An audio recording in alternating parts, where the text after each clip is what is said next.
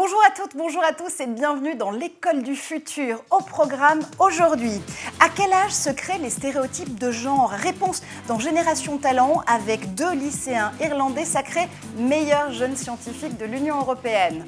Aujourd'hui, c'est Gaël Musquet qui a une idée derrière la tech. Et Gaël, on va littéralement remonter le temps avec toi.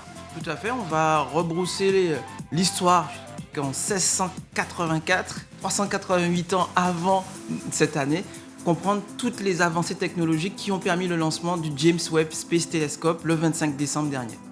Et c'est littéralement retour vers le futur dans cette émission aujourd'hui, puisqu'on vous emmènera aussi en 2360 à la conquête d'une exoplanète. Le futur de l'humanité passe-t-il par l'espace? Et pourquoi les géants du numérique ont-ils la tech dans les étoiles? Pour en parler avec nous aujourd'hui, en plateau, Jean-Baptiste Rudel. Bonjour Jean-Baptiste. Bonjour. Vous êtes cofondateur de Criteo, bien sûr, une des figures emblématiques de la French Tech, fondateur de Xenon Research et auteur de 12 années-lumière, le futur de l'humanité, aux éditions Diathéno. Justement, ce futur, on en parle avec vous. En duplex également, Barbara Belvisi. Bonjour Barbara.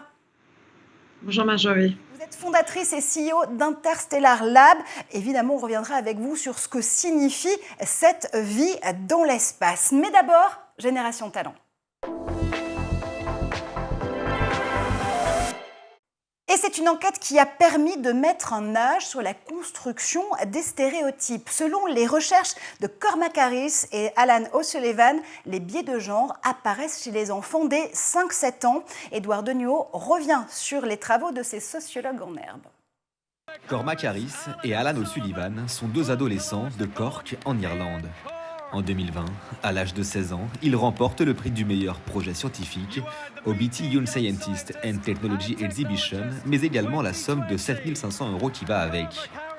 Ce concours scientifique est destiné à tous les élèves des écoles européennes. Créé par Tom Burke et Tony Scott, il a lieu chaque année au Royal Dublin Society depuis 1965. Cormac Harris et Alan O'Sullivan ont réalisé une enquête sur la dominance des stéréotypes de genre présents chez les enfants de 5 à 7 ans et la mise en place de moyens pour les combattre. Leur enquête leur a valu de devenir les 56e lauréats du meilleur projet scientifique. Les 2 adolescents ont voulu montrer dans leur projet à quel point les clichés rattachés au genre étaient présents, et ce, dès le plus jeune âge. Pour cela, ils ont rassemblé 376 élèves et leur ont demandé de dessiner sur une feuille de papier un ingénieur sans préciser son sexe. Les résultats de cette expérience étaient particulièrement révélateurs. 96% des garçons ont dessiné un ingénieur homme, alors que seulement 50% des filles ont dessiné une ingénieure femme. Cette enquête a donc permis de révéler que le sexisme est présent même chez les très jeunes garçons et qu'il est donc important de combattre ces stéréotypes dès l'enfance. Retour en plateau avec Jean-Baptiste Rudel notamment. Jean-Baptiste, ces biais, ils se combattent dès l'enfance. Mais en fait, ce qu'on se rend compte, c'est que on est dans un monde où les gens veulent de plus en plus libres de leur choix. Et il y a l'émergence effectivement de cette distinction entre le sexe et le genre. Et ça, on sent que c'est une tendance de fond, quoi. Absolument. Allez, tout de suite, on va vous parler du futur de l'humanité. Est-ce qu'il passe par l'espace? On ouvre le débat, justement. Et bienvenue en 2360. Attention, la croissance est à l'arrêt. Les scientifiques ont identifié une planète habitable à 12 années-lumière de la nôtre. 3 femmes se portent volontaires pour ce voyage sans retour, guidé par l'espoir d'offrir aux humains une seconde terre. Ce pitch, c'est celui de votre livre, Jean-Baptiste Rudel, justement, 12 années-lumière, le futur de l'humanité vu par un pionnier de la French Tech. Vous entremêlez à la fois récits, romans, recherche scientifique et économique avec votre think tank, Xenon Research. Ce futur, il se compte, donc on l'a bien compris, en années-lumière. Vous nous emmenez au 24e siècle. Mais pourquoi ce temps long, justement? Alors pourquoi aller aussi loin? C'est que j'ai voulu me projeter à une époque où finalement les principales trouvailles technologiques, elles seront derrière nous, quoi. Ça paraît très choquant de se dire qu'à un moment le progrès technologique va s'arrêter, mais c'est comme tout, on est sur une courbe en S où au début ça va très doucement, on l'a vu dans le passé, dans l'Antiquité, puis après ça s'accélère très très fort depuis un siècle ou deux, et il y a un moment fatalement ça va se ralentir, et toutes les choses faciles à découvrir seront découvertes, et il faudra faire avec ce qu'on a entre-temps. Et ça se mélange avec le changement climatique, fait qu'il y a un moment, l'humanité va vraiment se poser la question, qu'est-ce qu'on fait? Est-ce que la Terre, qui est notre berceau, sera aussi notre tombeau? Alors Barbara Belvisi, avec vous, on reste en tout cas au XXIe siècle pour l'instant, puisque vous travaillez avec Interstellar Lab sur des habitats biorégénératifs. Vous allez notamment participer au programme Artemis, le programme de vol spatial habité par la NASA, dont l'objectif c'est d'amener justement un équipage sur le sol lunaire d'ici 2025. Est-ce que ce futur-là, il est plus tangible ? Il est extrêmement proche, un petit peu décalé. Je pense que 2025, la construction des lanceurs prend un tout petit peu plus de temps que prévu, mais en tout cas avant 2030, c'est certain. Et c'est un futur, c'est une vraie actualité. Hein. C'est vrai que ça va venir de plus en plus notre quotidien en tant qu'humain sur Terre aujourd'hui. C'est de voir les fusées partir dans l'espace, d'amener des gens d'abord en orbite basse et d'ici moins de 5 ans, je pense, d'arriver déjà sur la Lune.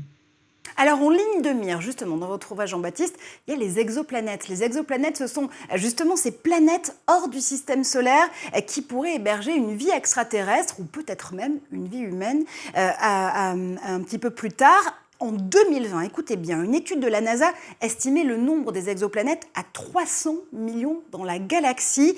Depuis mi-janvier, on compte près de 4900 exoplanètes confirmé, et c'est un chiffre qui va changer même au cours de cette émission, puisque au moment où on se parle, on découvre près de 750 exoplanètes par an. Celle que vous imaginez justement dans cet ouvrage, elle s'appelle Kanuta. Pourquoi est-ce qu'elle recueille toutes les qualités pour héberger le futur de l'humanité ? Alors, ce qui fait l'excitation des exoplanètes, c'est en contrepoint qu'on a découvert, c'était une grosse déception, que les planètes du système solaire, elles sont très hostiles aux humains. Et donc, c'est un peu décevant. Ni Vénus, ni Mars, les deux plus proches, ne sont habitables. Et on est très loin qu'on puisse y habiter. Et donc, il y a eu cette excitation pour les exoplanètes. En plus, depuis 20 ans, on est capable de les détecter, ce qui est aussi très nouveau. Après, la question de savoir, c'est est-ce qu'elles sont habitables ? On n'a pas encore la techno pour le faire, mais on commence à avoir, notamment avec le nouveau télescope, la capacité d'analyser l'atmosphère de ces planètes, qui va nous donner quand même des informations sur leur habitabilité. Pour vous, Barbara, la question est différente puisque cette vie, eh bien, vous la concevez justement dans le système solaire actuel. Après avoir envisagé Mars, c'est désormais la Lune que vous visez. Oui, tout à fait.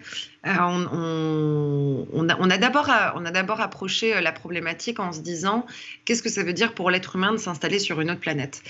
Donc dans le système solaire, on a pris celle qui est la plus habitable, alors même si elle ne l'est pas du tout, et je rejoins complètement Jean-Baptiste là-dessus aujourd'hui pour l'homme.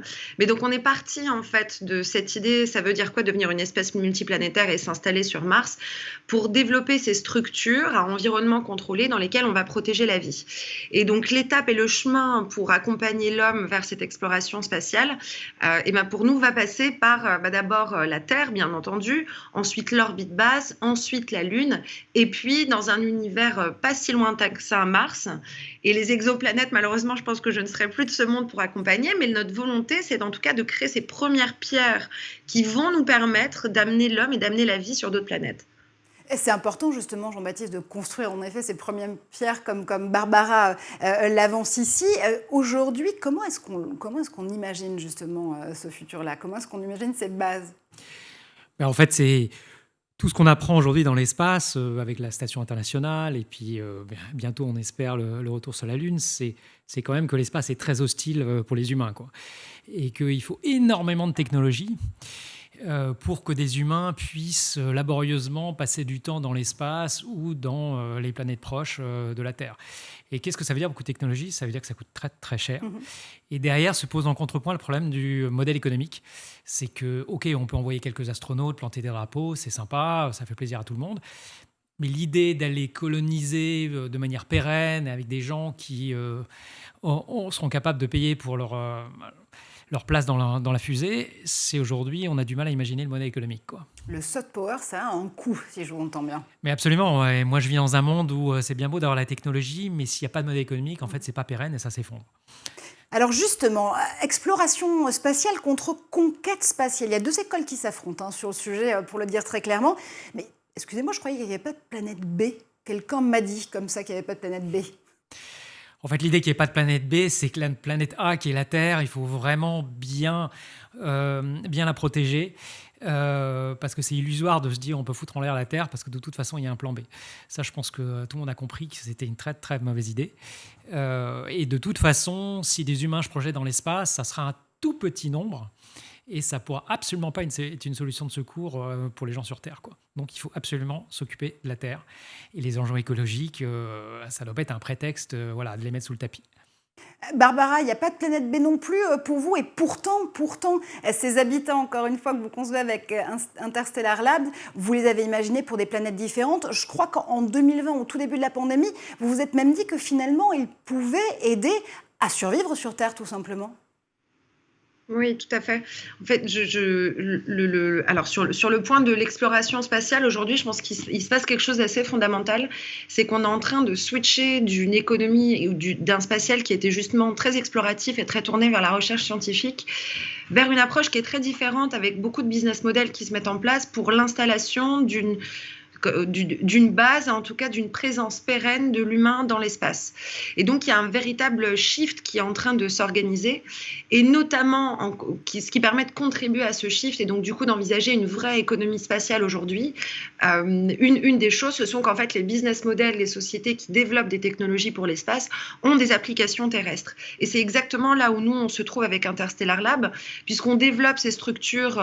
Donc là, ce que vous voyez, c'est un biopod, c'est donc une serre environnement contrôlée pour faire pousser des plantes, qui dans un futur proche va permettre d'être un outil de recherche scientifique sur la Lune et aussi en orbite basse sur un autre form factor, et aujourd'hui a des applications terrestres. Donc avec une version terrestre de ce produit, on permet de faire l'agriculture à environnement contrôlé, en recyclant l'eau, en recyclant l'air, en utilisant moins d'énergie que les solutions d'indoor farming.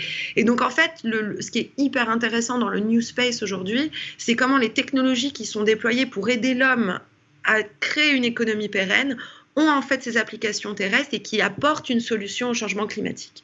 Si je vous entends bien, ça veut dire que le futur de l'espace, il se déroule, il se prépare d'abord ici, sur cette planète A. Complètement. Et de toute façon, même dans le mot même multiplanétaire, multiplanète, ça commence déjà par la planète A, qui est la Terre. Donc comment est-ce qu'on peut envisager une vie dans l'espace si on ne sait pas s'occuper de la planète Terre au début ? Et je pense que c'est là-dessus que la conquête, l'exploration, moi je suis en faveur des deux, mais doit avancer. L'exploration spatiale, ça doit venir sur, d'accord, si on pense aller là-bas, en fait on va s'occuper de la Terre avant et on va utiliser ces technologies ici. Et ils sont nombreuses, les agences spatiales, à vouloir s'occuper de la Terre et en même temps de l'espace. On va faire un point justement sur le calendrier de l'exploration spatiale en 2022. L'ESA, l'Agence spatiale européenne, va avoir un planning extrêmement chargé avec la mission ExoMars qui doit partir vers la planète rouge. Ce sera pour septembre prochain. Et puis la NASA, de son côté, doit donner le top départ du retour des astronautes sur la Lune. D'autres nations spatiales, évidemment, sont en train de monter sur le sujet, à l'instar de la Chine ou des Émirats arabes unis. Ça veut dire quoi, messieurs, et Barbara aussi, que l'espace, c'est un enjeu tech diplomatique ? Gaël. On a un enjeu effectivement d'exploration, aussi loin qu'on se projette. L'humanité, même d'autres espèces animales ont conquis des territoires, se sont adaptés. On peut relire les théories de Darwin et ses explications. Donc on a ce besoin déjà humainement d'explorer, d'aller voir un peu ce qui se passe. Et je prendrai une des citations du livre. Pourquoi on va sur l'Everest ? Parce qu'il est là. Et donc du coup, au-delà de ce besoin d'explorer, effectivement, le fait d'être présent et de marquer aussi son territoire permet à des puissances d'affirmer leur autorité, d'affirmer leur puissance. Enjeu diplomatique ? Alors, il y a deux applications très claires qui ont à la fois des enjeux militaires et civils, et je dirais toute l'architecture de l'espace et autour de ça, c'est les télécoms et l'observation depuis l'espace, quoi. Et ça, il y a beaucoup de progrès qui ont été faits dans les dernières années. Maintenant, on parle de constellation de satellites pour avoir l'Internet via des petits satellites qui tournent en orbite basse. Et donc, le vrai enjeu, il va être dans ces deux technologies où là, on offre des services très clairs pour les gens sur Terre, quoi. Barbara, justement, quand vous voyez toutes ces agences spatiales, ces nations de l'espace se mettre en place et finalement entrer en collaboration, mais aussi quand même pas mal en concurrence les unes avec les autres, vous vous dites quoi ? Que il y a forcément des ressources à aller chercher partout ou on est vraiment entré dans une vraie concurrence spatiale, une nouvelle course aux étoiles? Honnêtement, c'est la course aux étoiles. Je ne vais pas dire que c'est le retour de la guerre froide et de ce qui s'est passé en 69, mais on n'en est vraiment pas loin. Il y a grosso modo deux grosses teams, faut se le dire, parce que c'est la réalité. D'un côté, il y a la Chine et les Russes. Et les investissements qui sont faits par le gouvernement chinois dans le spatial dépassent aujourd'hui ce qu'on a été capable de faire jusqu'à présent en Europe, mais c'est en train de changer.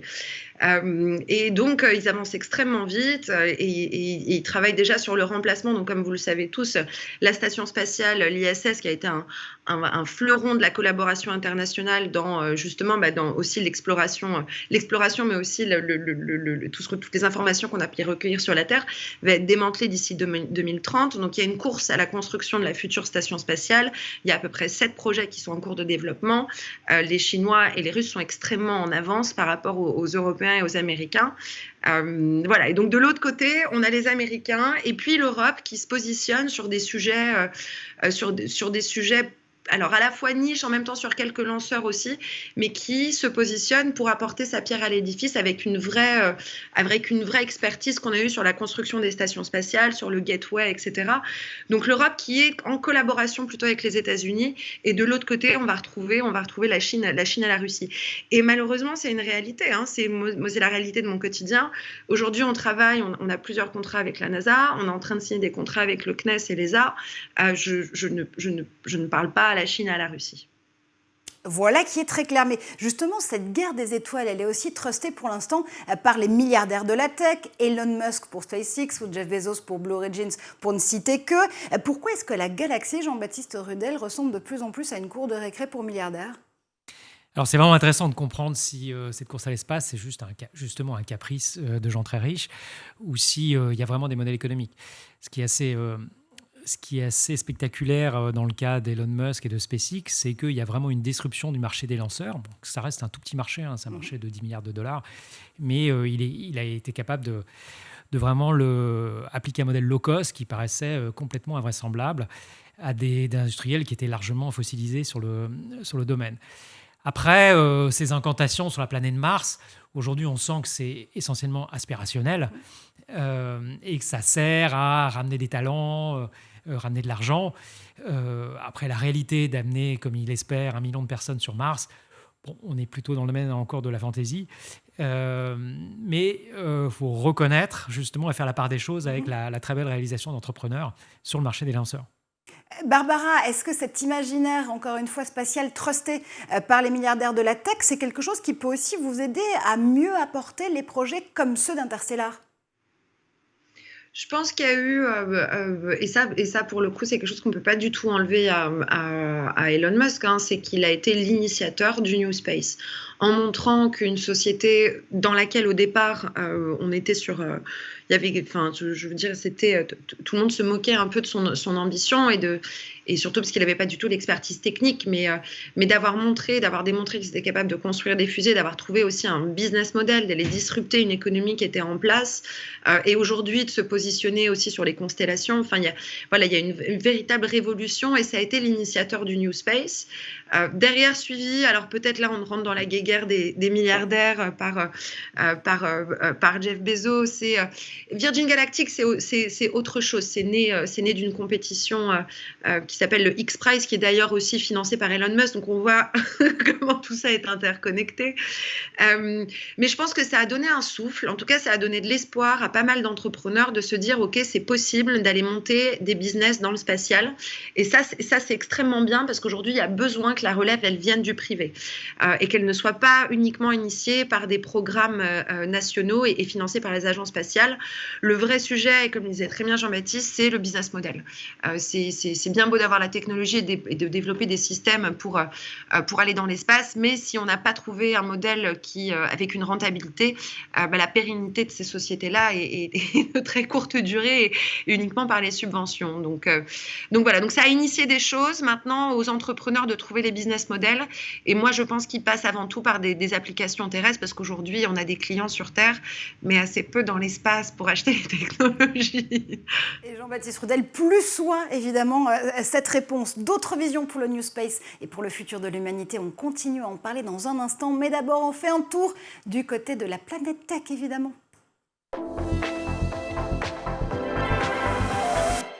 Des images, des vidéos, encore une fois aujourd'hui rassemblées par Cheryl Jessica Izemgé.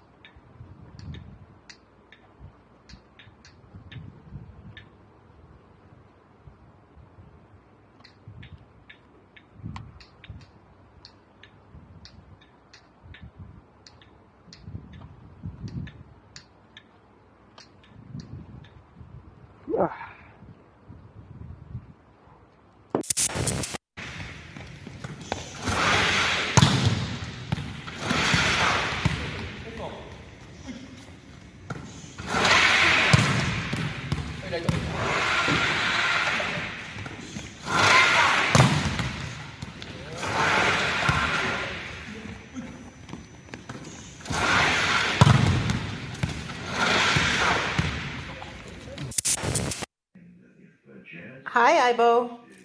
Ibo, Suara. Suara. Good boy. You're a good boy. Look at you sitting up. Perfect.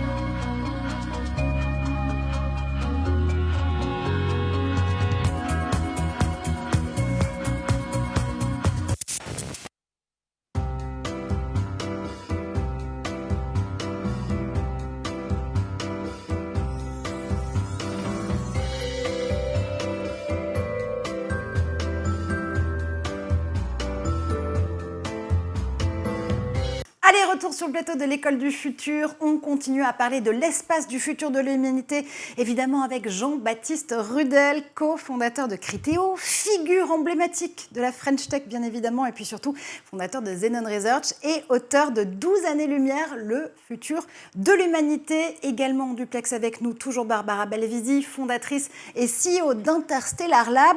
Avant de reprendre notre discussion, Gaël Musquet a une idée derrière la tech.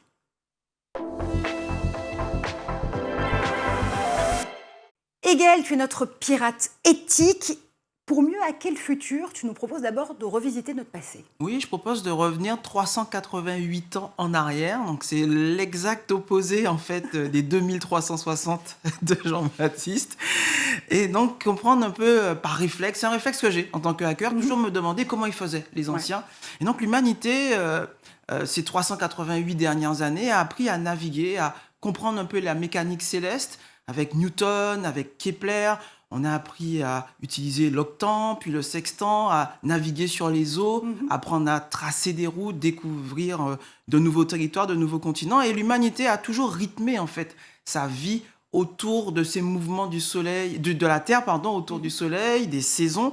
Et les équations de Kepler, de Newton ont permis d'affiner justement cette connaissance du temps et de pouvoir projeter ensuite l'humanité sur d'autres horizons, la compréhension des ondes électromagnétiques, la lumière, la décomposition du spectre, comprendre un peu comment ces ondes électromagnétiques se propagent. On a eu les travaux de Faraday, d'Ampère, de Volta, de Tesla, de Lavoisier, Curie, Maxwell.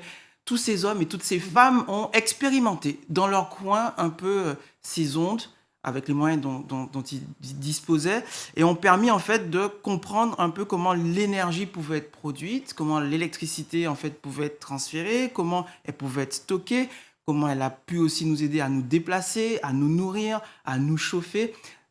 Et tout ça, évidemment, au rythme de notre étoile, le Soleil, qui est en fait vraiment notre poumon et notre ressource, en fait. Et l'exoplanète sur laquelle Jean-Baptiste nous propose d'atterrir en 2500 à peu près, elle s'appelle Kanuta. Quel rapport entre notre Soleil et Kanuta, justement? Mais Kanuta tourne évidemment forcément autour d'une autre étoile que la nôtre, située à 12 années-lumière. Et c'est intéressant, en fait, ce roman, parce qu'il nous projette évidemment à 12 années-lumière de notre Terre. On l'a rappelé tout à l'heure avec Barbara, mais l'humanité n'a pas été plus loin aujourd'hui que la Lune, hein, à 400 000 km. Et la dernière fois qu'on y a été, c'était en 1972. Je n'étais pas né. Et donc, pour avoir une idée des distances que ça représente, 400 000 km, c'est 1,25 secondes lumière. Là, on parle de 12 années, donc une distance qui est bien plus longue. Et en fait, en pensant à cette projection vers Kanuta, je n'ai pas pu m'empêcher de faire le parallèle avec une autre conquête spatiale, le lancement du James Webb Space Telescope le 25 décembre dernier. Télescope gigantesque, 6,40 m, ça n'a pas l'air, mais c'est quand même énorme. C'est le télescope spatial le plus puissant qui a été lancé. Et cette machine, elle va nous permettre de voir très loin, des étoiles très faibles, dans l'infrarouge, aux confins de l'univers, au tout début. Il va nous permettre aussi de regarder dans le rétroviseur de ce qui s'est passé bien avant que l'humanité n'apparaisse, avant que les étoiles ne fusionnent, que ces gaz, l'hydrogène, l'hélium, etc., ne donnent naissance à ces étoiles. Et le seul moyen que l'on ait aujourd'hui de comprendre comment c'est arrivé, comment l'humanité a pu émerger, c'est d'analyser la lumière de ces étoiles, comme l'a fait Newton, d'analyser le spectre. Ce sont les seuls moyens d'acquérir de la donnée. Donc j'ai observé, moi, ce satellite au début du mois. Il était à un peu moins d'1 million de kilomètres au campus de l'espace, à Vernon, où on a fabriqué les moteurs de cette fusée Ariane 5, qui a brillamment lancé ce satellite. Et en pensant justement à cette chronique, à ces moteurs qui ont été fabriqués, on pense évidemment aux vaisseaux qui vont être nécessaires pour lancer ces femmes dans l'espace, pour la mission Columbus. Et je ne peux m'empêcher de penser qu'en fait, l'ADN de cette mission Columbus, cette future potentielle mission, elle est déjà dans ce télescope et dans les travaux qui vont être menés par ce télescope, puisque pour mieux hacker notre futur, on va avoir besoin de maîtriser, en fait, mieux connaître notre passé, parce que toutes ces avancées de l'humanité ne sont pas génération spontanée. Jean-Baptiste, je vous vois boire les paroles de Gaël.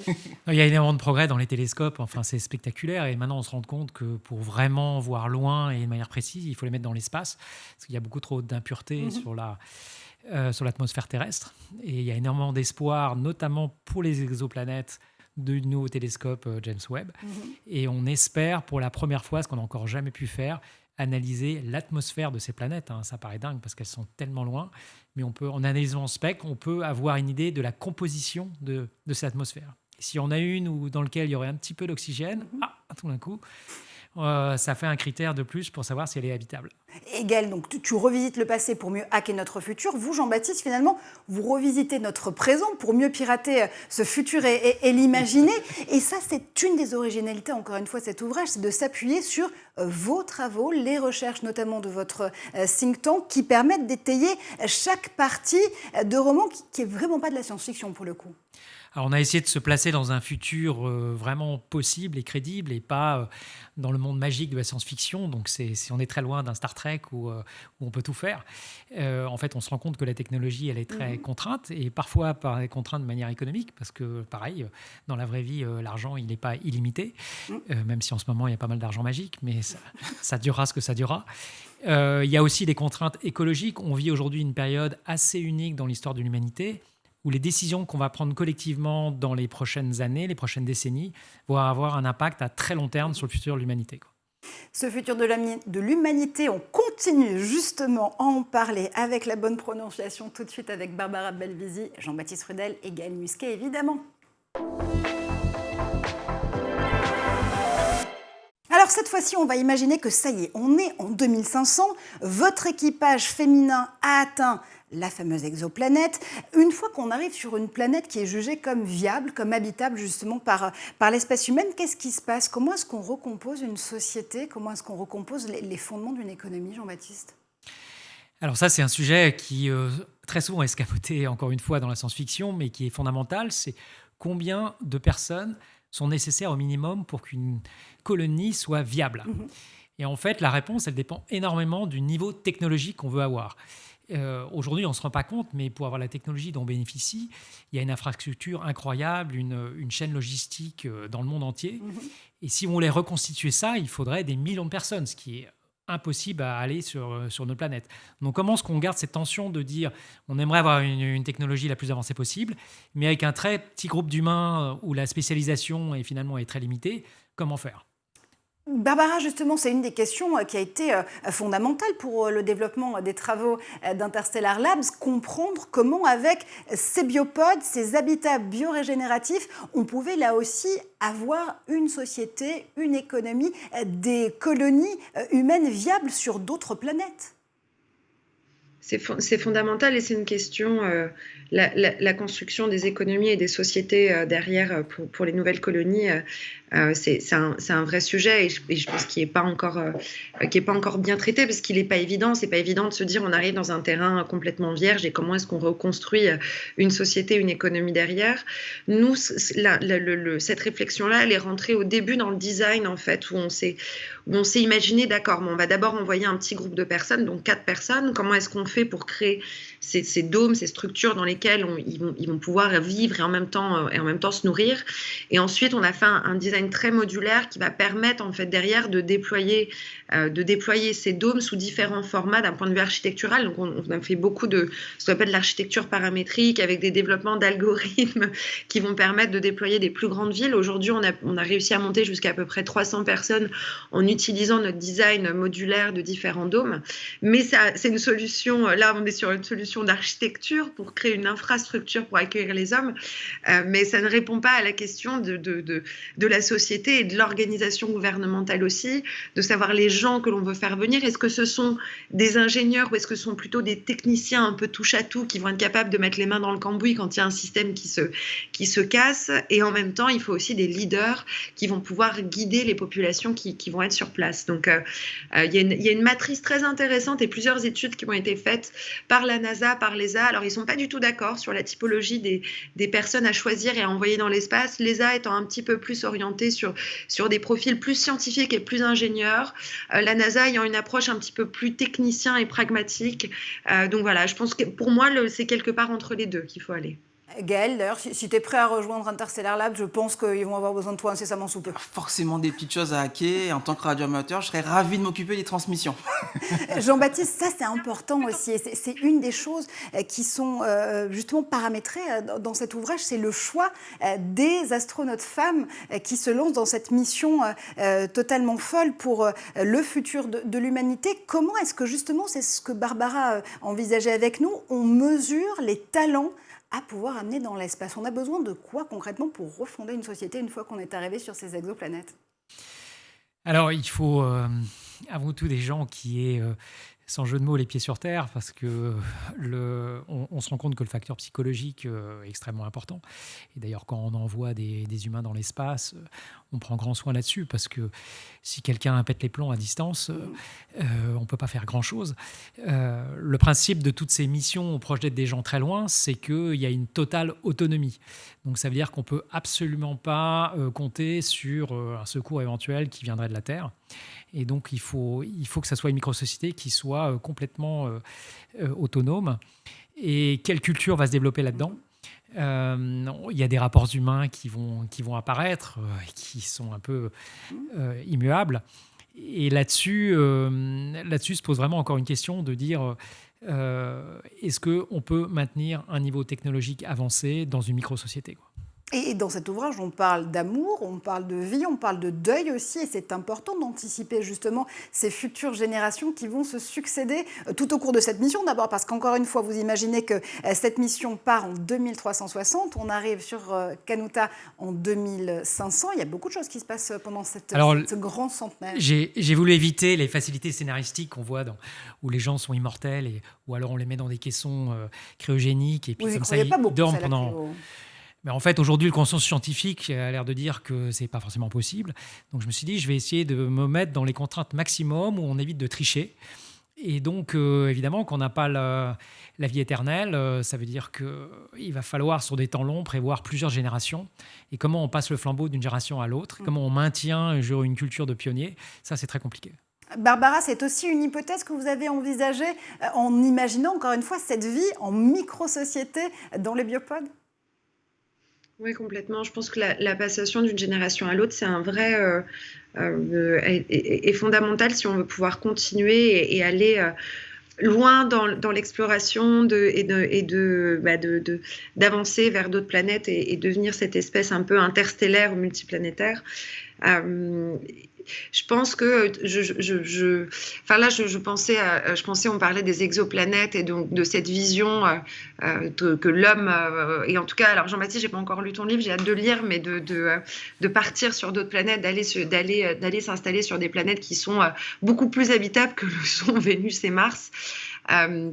Je trouverais, alors je lance un peu un appel comme ça pour les entrepreneurs, mais je pense qu'on arrive à un moment où il serait très intéressant de commencer à initier la réflexion sur un véhicule qui nous permettrait d'atteindre ces exoplanètes. Alors, il y a plein de développements technologiques à faire encore, mais je pense que c'est important d'aller encore plus loin que Mars et la Lune, et en tout cas de commencer à faire émerger ces idées-là pour permettre aux générations futures de travailler dessus, parce que je pense que si on n'arrive pas à transmettre, au final, il va se passer un petit peu la même chose qui s'est passé sur la Lune. Ça fait un petit moment qu'on n'y est pas retourné, et je trouverais ça dommage que tout ce qui est initié aujourd'hui, en fait, dans 50 ans disparaisse parce qu'on n'a pas su convaincre la nouvelle génération de continuer l'aventure. Comment est-ce que justement on essaie d'enthousiasmer cet écosystème du New Space, notamment Jean-Baptiste, pour pouvoir là aussi faire monter les talents, cet appel aux talents dont Barbara parlait il y a encore une seconde? Il faut trouver le bon équilibre entre du rêve aspirationnel, parce que c'est quand même ça au final qui drive l'humanité. Qu'on disait tout à l'heure, pourquoi aller sur l'Everest? Parce qu'il est là. Parfois, il faut faire des trucs un peu dingues. Mais derrière, pour avoir une pérennité, il faut quand même qu'il y ait une vraie création de valeur et que les gens comprennent pourquoi on fait ça et quelles sont les retombées tangibles, quoi. Voilà, c'est l'équilibre entre les deux. Gaëlle, toi, tu travailles notamment avec des enfants, tu le disais, sur la base de Vernon, où tu explores aussi l'espace avec eux. Quand tu leur parles de cet espace, de ce New Space, de cette exploration, évidemment, ils ont des étoiles dans les yeux, sans mauvais jeu de mots. Complètement, là, j'en ai 7 cet après-midi à récupérer. Et c'est vrai que ces enfants sont une infinie source d'inspiration. Alors, on peut penser qu'un stage de troisième, c'est une contrainte pour nous, entrepreneurs et entreprises. C'est très important, surtout dans la période que l'on vit actuellement autour du Covid, à la fois de leur expliquer que tout ça n'est pas né comme ça d'un claquement de doigts, qu'il y a eu des travaux dans le passé qui ont permis d'avoir la modernité que l'on a, mais qu'ils font aussi partie, et je prends très bien, j'apprécie beaucoup ces réflexions dans l'ouvrage de Jean-Baptiste, c'est qu'il va falloir effectivement avoir une force de traction. Moi, en tant que père, aujourd'hui, être capable d'expliquer à ces enfants qui font aussi partie de l'équation de la solution des défis climatiques et des défis aussi technologiques que l'on va devoir surmonter dans l'humanité. Le futur de l'humanité, vous l'avez compris, il démarre par les enfants et par les stages de troisième. On retombe exactement sur nos pattes. Et puis cet enjeu climatique, c'est vrai qu'il est très prégnant à la fois dans le début de votre réflexion, Jean-Baptiste, et puis c'est aussi le point de départ de lancement du projet Interstellar Labs. Tout passe par le climat aujourd'hui, Barbara? Oui, complètement. Je rejoins un petit peu ce qu'on expliquait dans le début du talk, mais l'aspiration à aller s'installer sur d'autres planètes n'a de sens que si on arrive à protéger la Terre. Il n'y a pas de planète B, il n'y a pas de on quitte la Terre et on va aller s'installer ailleurs. Aujourd'hui, personne ne va aller s'installer sur la Lune, il fait froid et il n'y a pas d'oxygène et il n'y a pas d'atmosphère, et personne ne va aller sur Mars, c'est rempli de CO2 et il fait très chaud et très froid et il y a beaucoup de tempêtes de sable. Donc ça passe avant tout par cette prise de conscience que notre planète, elle est extraordinaire, elle est magnifique, elle est remplie de vie. Il y a toute une biodiversité qui s'est développée dessus, et qu'aujourd'hui, on a les innovations technologiques qui nous permettent d'aider à retrouver cet équilibre et en tout cas à ne plus la détruire. Et le spatial nous permet de prendre cet autre point de vue, du coup, de regarder la Terre de l'espace et se dire « Oh mon Dieu, le pale blue dot de Sagan », et d'en prendre conscience et de vouloir protéger la planète. Et ça ouvre la voie, on l'imagine bien, à des solutions très pragmatiques en matière de gestion, par exemple, des déchets, de vie à zéro impact, Jean-Baptiste, zéro impact environnemental, d'agriculture aussi plus respectueuse des ressources. Alors, c'est très important de maintenir une croissance, parce que tout le monde a envie de la maintenir, la croissance économique, mais dans les limites planétaires. Et ce qui est particulier dans le changement climatique, c'est le côté largement irréversible du phénomène. Il y a beaucoup de choses qui peuvent s'inverser, on peut améliorer, on peut dépolluer, choses comme ça. Là, il y a une telle inertie climatique que, encore une fois, ce qu'on fait dans les prochaines décennies aura de l'influence sur des siècles et des siècles. Et ça, c'est le côté le plus existentiel de c'est ce qui donne un côté très particulier au changement climatique par rapport à d'autres problèmes écologiques qui sont importants, hein, le plastique dans les océans, les problèmes de pollution des sols, que vous avez mentionnés. Mais le changement climatique, il y a un côté irréversible. Et puis il y a aussi une grande question, c'est-à-dire que quand on va arriver peut-être un jour sur ces exoplanètes, il ne faut pas non plus commencer à les polluer. Alors, quand le problème, ça sera de polluer, ça sera entre guillemets un bon problème à avoir. Ça veut dire qu'on aura réussi à avoir beaucoup de monde sur une planète. C'est toujours une idée parce qu'il y a beaucoup de populations qu'on pollue une planète. Aujourd'hui, on est 7 milliards d'humains sur la Terre. Les projections disent qu'on va être 9, 10 milliards. Probablement qu'on pourra, on pourra encore les maintenir dans une écologie acceptable, mais si la population continue d'exploser, ça ne marchera plus, quoi.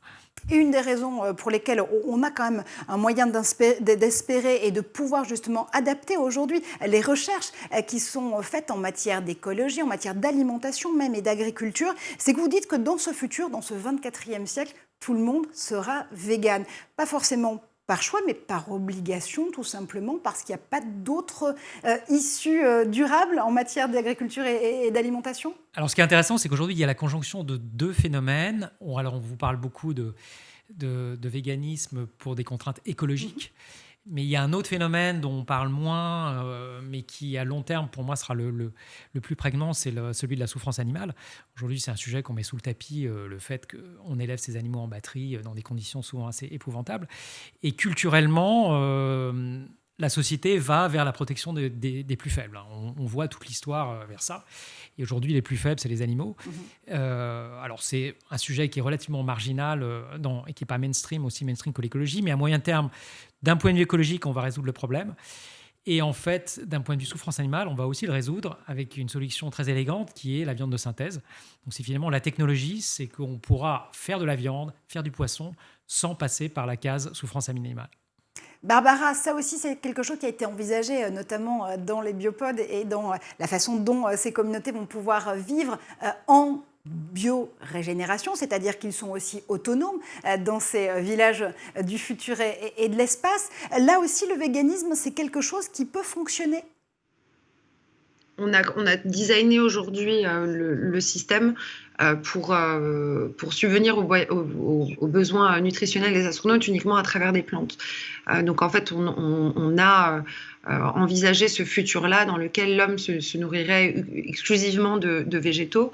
Il est parti de deux choses, fondamentalement aussi, et je rejoins complètement Jean-Baptiste sur en fait, le fait qu'aujourd'hui, il y a une tendance générale qui est au véganisme sur Terre, qui est liée à la fois à effectivement aux enjeux climat, la pollution, à la consommation d'eau qui est utilisée aujourd'hui pour produire la viande, et qu'il va y avoir véritablement un shift. Nous, notre approche sur le spatial, c'est un mélange de ça avec en fait le fait que d'amener la vie qui n'est pas biologique, mais la vie animale sur une autre planète, c'est assez compliqué. Donc on est d'abord parti sur les plantes, et au final, on a réussi à trouver des régimes purement végétariens qui arrivent quasiment à couvrir tous les besoins nutritionnels. On a toujours un petit problème avec la vitamine B12, mais ça, même sur Terre, c'est compliqué de le résoudre, sauf si on prend pas des gélules. Mais effectivement, la vision d'un futur de l'homme dans l'espace aujourd'hui est végane avec de la viande de synthèse. En tout cas, c'est comme ça que le voit la NASA. Le challenge pour la production de nourriture dans l'espace auquel nous on a participé, les solutions qui sont proposées vont toutes dans ce sens. Le futur sera végétal ou ne sera pas. Pour terminer cette discussion, messieurs, dames, je voulais qu'on revienne quand même sur une des propositions majeures. Entre des pro-technologies à tout crin et des collapsologues, c'est-à-dire ce courant de pensée qui pense que tout va s'effondrer, la solution est-elle si manichéenne? Est-ce qu'il n'y a quand même pas une solution au milieu? On pousse le progrès technique à ses extrêmes limites, mais on peut quand même assurer le futur de l'humanité de façon raisonnable et raisonnée, Jean-Baptiste? Alors moi, j'ai vécu à la fois en Californie, où vous avez des évangélistes qui vous disent que la techno va tout résoudre et on peut juste mettre la tête dans le sable et tout va aller bien. On se rend compte que, en fait, il y a une limite à ça. Et en Europe, particulièrement en France, on adore la théorie collapsologue où tout ça va s'effondrer, on est tous foutus. Et je pense que ça nous rend juste déprimés et ça paralyse l'action. C'est pas bon non plus. Il y a absolument un futur équilibré entre les deux à trouver. Et on va y arriver. Moi, je suis fondamentalement un optimiste. On reste optimiste, Barbara? Complètement. Je fais partie de l'école des optimistes aussi. Pour moi, la technologie est juste un moyen d'accomplir quelque chose. C'est pas un objectif final. Et en Silicon Valley, parfois, c'est un objectif final et donc on oublie la mission pour laquelle on utilise les technologies. Mais si notre mission, c'est de créer un futur positif où l'homme vit en harmonie avec le vivant, eh ben, je pense qu'on peut y arriver. Gaël, l'optimisme aussi est de mise pour créer ce futur de l'humanité? Oui, bien sûr. En plus, on a, au niveau des Nations Unies, travaillé sur ces questions de la survie, de l'adaptabilité de l'espèce humaine au changement climatique, aux catastrophes naturelles. Tout est écrit, documenté dans la Convention de Sendai depuis 2015. Et donc, j'invite évidemment ceux qui nous écoutent, nous regardent, à se documenter aussi sur ces capacités en fait, que l'on a à mettre en œuvre ces 4 priorités de la Convention de Sendai, comprendre ces catastrophes naturelles. C'est une ligne de crête qui est entre les deux, donc un monde qui ne va pas bien, et ça, il faut qu'on se le dise, mais aussi des solutions techniques et organisationnelles aussi, sociales, qui permettront de faire face à ces crises qui nous attendent. Où va le futur de l'humanité? Réponse dans 12 années-lumière. Vous avez le temps. Merci infiniment, Jean-Baptiste Rudel, d'avoir fait un tour par le plateau de l'École du Futur. Merci, Gaël, évidemment, comme à chaque fois. Merci infiniment, Barbara Belvisi, pour avoir été avec nous en duplex. C'est la fin de cette émission. Merci à vous de nous avoir suivis. On se retrouve sur tous les réseaux sociaux avec le hashtag l'École du Futur et le handle @SchoolTV. On se retrouve dès demain, ici en studio. Restez connectés.